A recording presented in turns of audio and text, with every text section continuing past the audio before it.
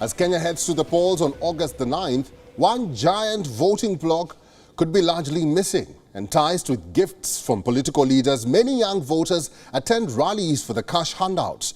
But will they go and vote? Probably not.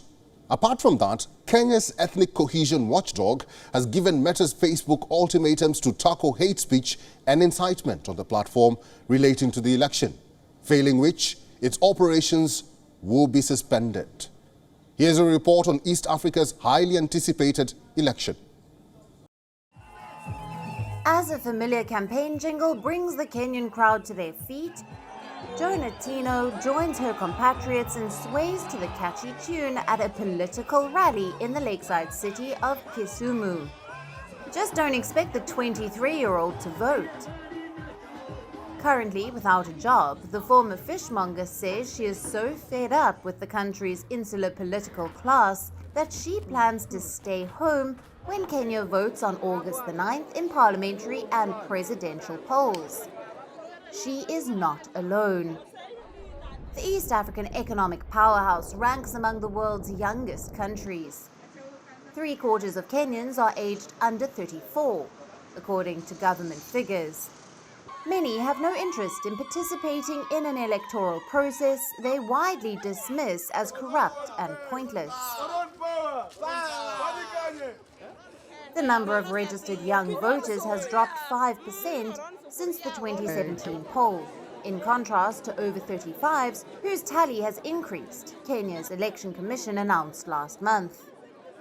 I've seen politicians come and give us money. Some will come with 100 bob, 200 bob, 500 bob to give us money so that on the 9th of August we can vote for them. Yes, for me I can't vote because I'm self-independent. I'm doing everything alone and the government is there watching. I'm struggling all alone, I'm paying taxes. So there's no way I can vote if it's not chipping into my life. I choose to be the kind of a youth that I envision. I take time to read the policies. I take time to analyze each and every part of the politician's agenda. Then I have also got my voter's card, knowing so well that I am able to choose whoever I am going to vote based on their manifesto. Over 22 million Kenyans are eligible to take part in this year's polls.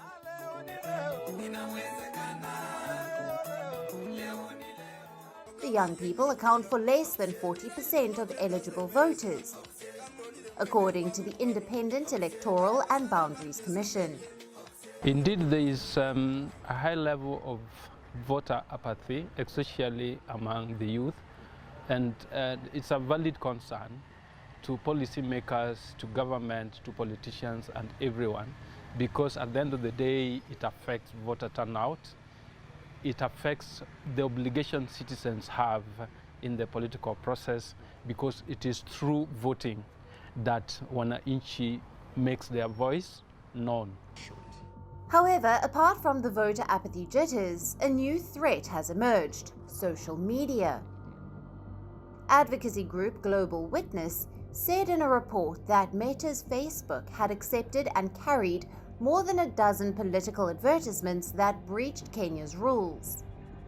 Kenya's National Cohesion and Integration Commission, the NCIC, said the report corroborates its own internal findings. The NCIC is a statutory body established to foster ethnic harmony among Kenya's 45 tribes, some of which have targeted each other during violence in past polls. But if Facebook does not comply to the requirements that have been sent to them, recommendations that have been sent to them within 7 days. The Kenyan government, through the Interior and Information Ministers, have however rubbished the NCIC's claim, saying authorities will not interfere with the internet because of an election. Supporters of the leading presidential candidates, veteran opposition leader Raila Odinga and Deputy President William Ruto, have used social media platforms to praise their candidates, persuade others to join them, or to accuse opposing sides of various misdeeds. 30 years after the emergence of multi-party democracy in Kenya, Many are disillusioned by constant battles over the credibility of polls and disputed election results. This year's presidential vote is largely a two-horse race between the 55-year-old Deputy President William Ruto and 77-year-old veteran opposition leader Raila Odinga, who is now backed by the ruling party.